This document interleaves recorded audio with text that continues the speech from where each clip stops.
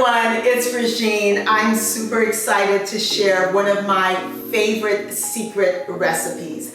I'm going to show you how to make fried rice, shrimp fried rice, and I'm pairing it with Pinot Grigio Delle Venezie. Let's get into it.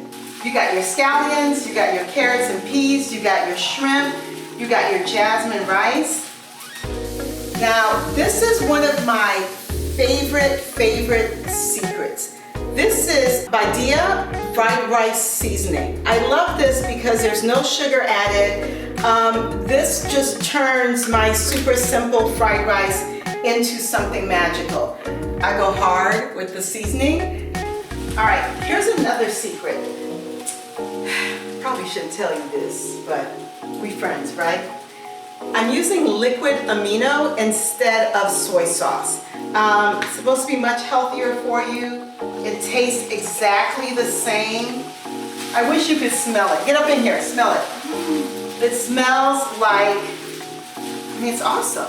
Okay, it's time to eat. If your food doesn't make you dance like this, it ain't good. Okay, and don't forget, most important part is the pairing. It freshens the dish. It's absolutely delicious.